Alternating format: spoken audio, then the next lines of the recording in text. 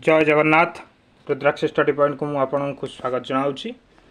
आज नूतन वीडियो रे आम एक छोटिया कॉन्सेप्ट आलोचना करवा किंतु एक मार्कर सियोर शॉर्ट कॉन्सेप्ट को आलोचना करवा। कॉन्सेप्ट कौन बा आज विषय वस्तु हूँ कौन ना जातीय पाठ्यक्रम आधार 2005 मार्गदर्शी नीति।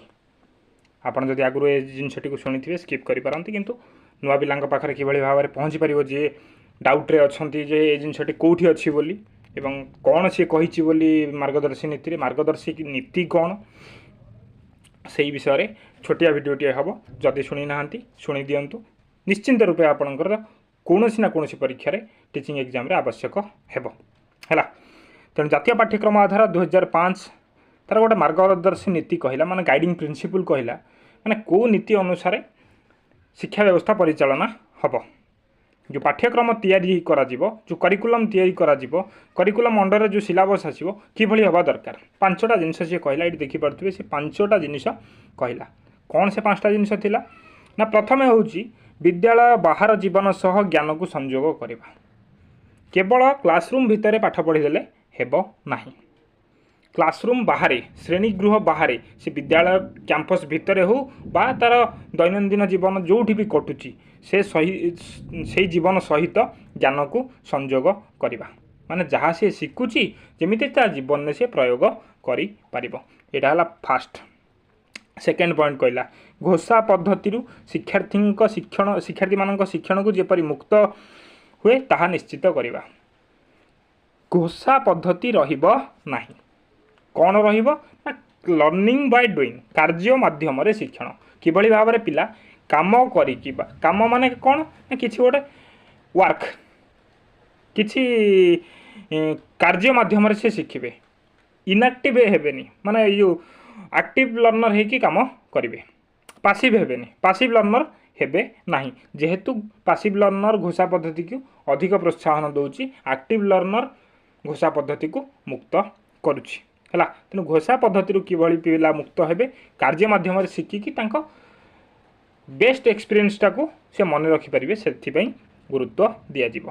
तृतीय पाठ्यपुस्तक मध्य सीमित न रही पिलामानंक सर्वांगीन विकास साधन पर पाठ्यक्रम को समृद्ध करवा।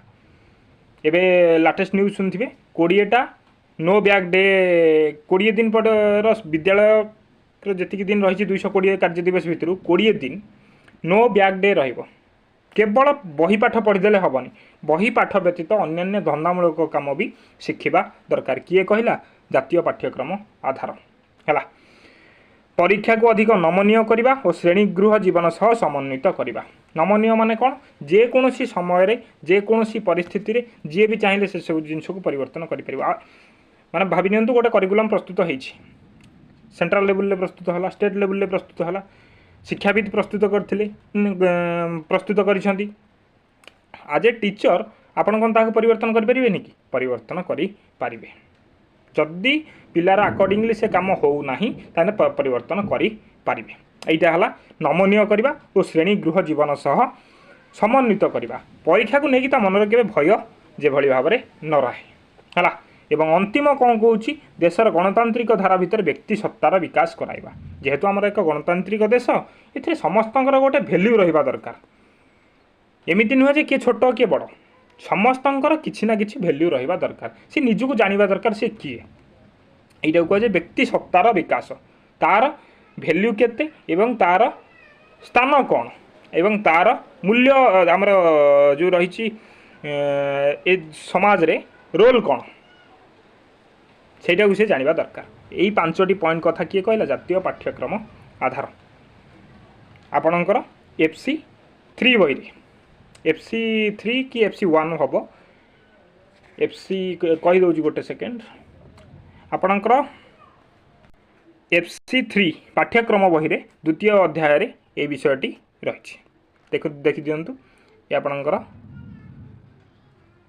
द्वितीय अध्याय पाठ्यक्रम संचालन प्रक्रिया रे आपणकर रही। तेणु आशा करुच्ची आज भिडियोटी आपण को निश्चिंत रूप इनफर्मेटिव हम भल लगे न लगे किसी कथा ना एक मार्क परीक्षा आसी थाए। तेणु थरे 5टी जिनस को मन रखी दिंतु मन रखा बुझी दिंतु आउ केबे भी मनरू जीव ना। प्रथम जो मुझे खोजी बहुत खोजी कौटी अच्छी ये जिनटी केवे कहीं पाती ये अच्छी बोली से आपण पाखे जनईदेवा है उद्देश्य है तेरे रही धन्यवाद जय जगन्नाथ।